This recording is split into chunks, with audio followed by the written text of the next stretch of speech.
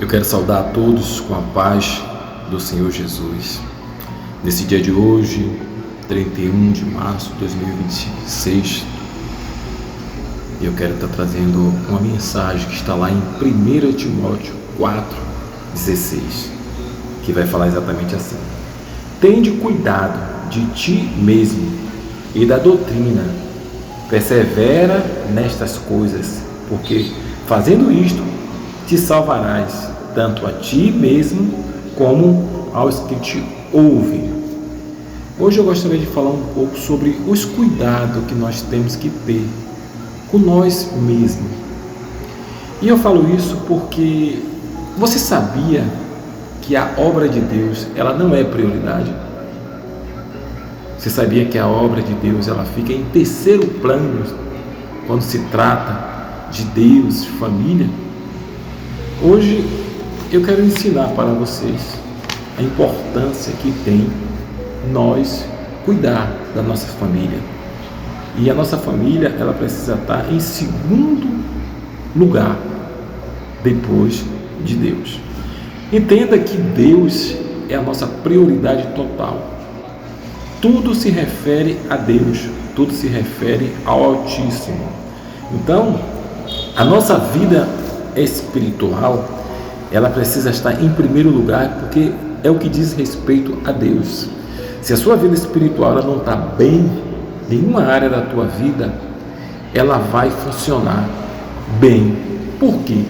Porque você pode ter tudo nessa vida, mas se você não tiver a espiritualidade, se o seu sacerdócio não tiver em aliança, em comunhão com Deus, então tudo será passageiro.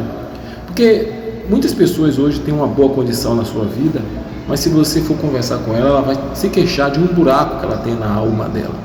Ela vai se queixar de um vazio que ela tem, que nada consegue ocupar aquele espaço. Aquilo ali é a ausência de Deus na vida daquela pessoa. Então, a prioridade na nossa vida é Deus. Deus ele tem que estar primeiro de quê? Seu pai, sua mãe, seu irmão, sua irmã, seu filho, enfim, todas as pessoas que você lidar na vida, Deus ele tem que ser prioridade. Deus ele tem que ser em primeiro lugar.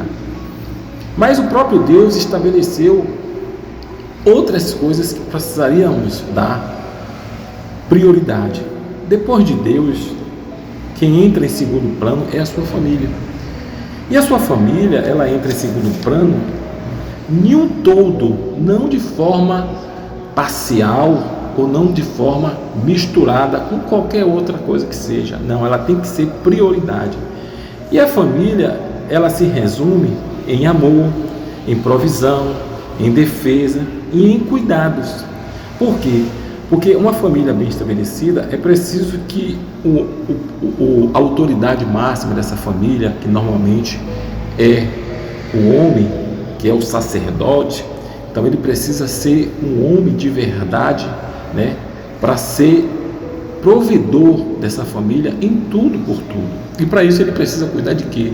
Aí vem um cuidado que nós precisamos ter com a vida da nossa saúde. A nossa saúde precisa ter, nós precisamos cuidar não só da nossa saúde, como precisamos cuidar também da saúde dos nossos, né? No que diz respeito a procurar um médico, a fazer um exame, fazer uma caminhada, enfim, você ter esses cuidados, porque é importante nós cuidarmos da nossa saúde. E juntamente, aliado com a mão dada com a saúde, vem também a questão da vida financeira. Porque uma família, ela depende de recurso, de incauto, de condição financeira para se manter.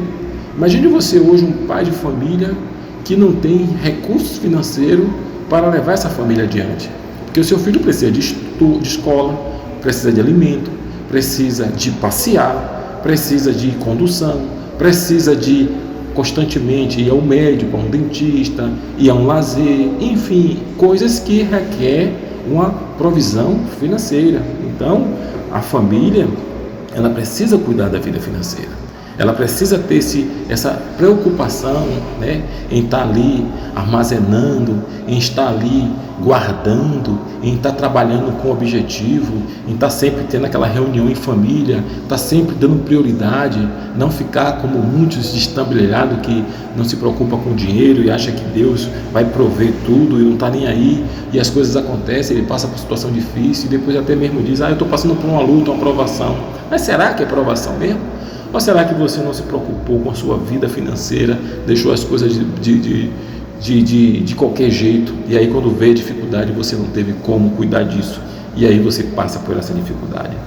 A palavra de Deus vai falar uma coisa a respeito de família.